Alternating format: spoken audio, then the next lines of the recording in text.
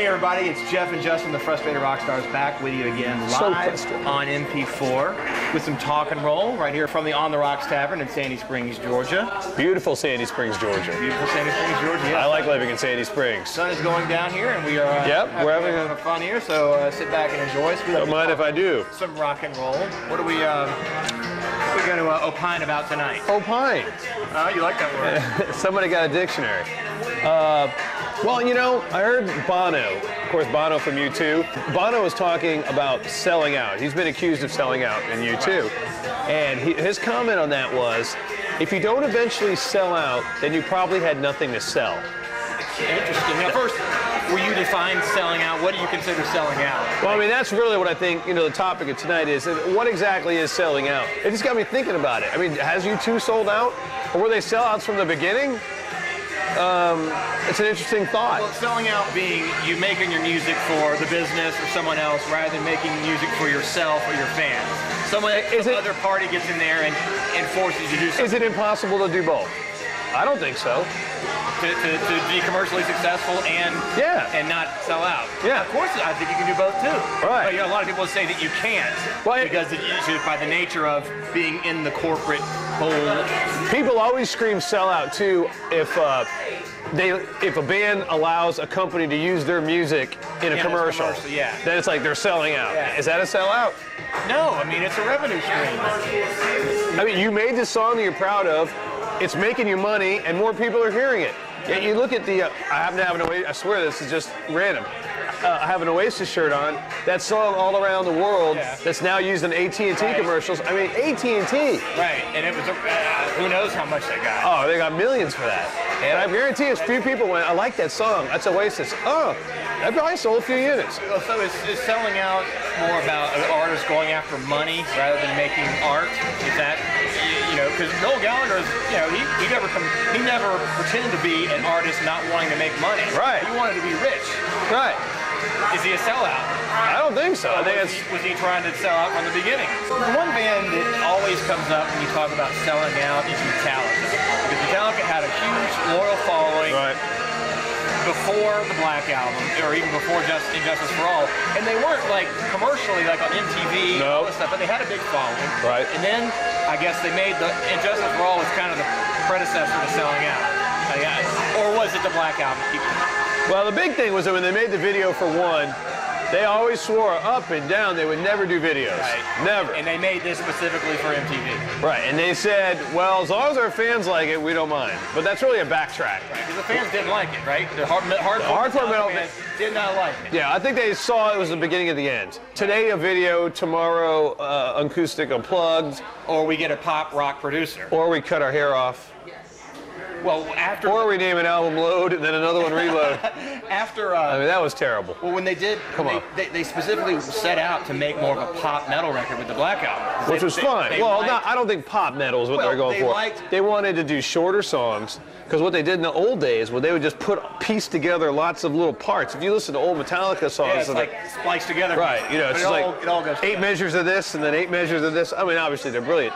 But they wanted to make more songs. Right. Well, chorus, verse, chorus. They liked what Bob Rock did with Motley Crue on Dr. Feelgood, and they said, "We want that. Take our music and make more radio-friendly songs, for lack of a better term." You know, I used to always say, and of course I've had this argument with lots of Metallica fans, but look you're staying in 5-star hotels, you're banging supermodels, you're in limos, you're eating lobsters.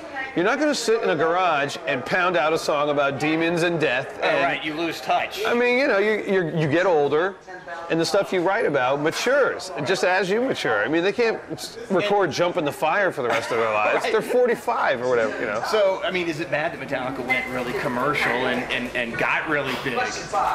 You know, as the great Jason Newsted said, yeah, we sold out every single night, every single seat. But I mean, is it bad when a band that has such kind of it starts out with humble beginnings, has a loyal following, and then they become one of the biggest bands in the world? A lot of Metallica fans never liked them after the Black Album, or even before the Black Album. You know. Yeah, they lost some fans. I mean, they gained a lot, They gained a lot more, 100 times more. Right. Now they're selling 10 million copies instead of 3. I don't consider it selling out, because I think they're always doing what they feel, what they want to do. I don't think anyone's behind them going, you know, you guys need to make this kind of music or we're going to I guess you're selling out if you're doing something that you really don't want to do. deep down your gut, you feel it's God, I don't want to do this. Screw it, I'm doing it for the money. Right. When you become like a Judas to yourself. Right. I guess it's only like clear-cut definition you can make. And like Air Supply, are they a sellout from the beginning, or are they just good at what they do? They were set out. They set out to be a pop band. Were they supposed to come out on their third album with a rocker? Well, does that count? No. If Air Supply came out with a rock album, would the Air Supply diehard fans say they just sold out and try to have a video on Headbangers Ball? The opposite effect. What about this? Here's an example. Another band, sort of like U2, that had a real artsy following is REM. In the early days, they were on IRS Records. Right. And then they got the big Warner Brothers deal in 1988. Some people consider that selling out. Oh, they're going with the big corporate. Oh yeah, that happened to Green Day too. They were on Lookout Records, and then they jumped to. But with REM, they were like, hey, we'll go with Warner Brothers because they're going to let us do what they gave them the freedom to do what they wanted. They got the best distribution, and they got tons more money. In fact, Ian Copeland, the head of IRS Records, made them a deal.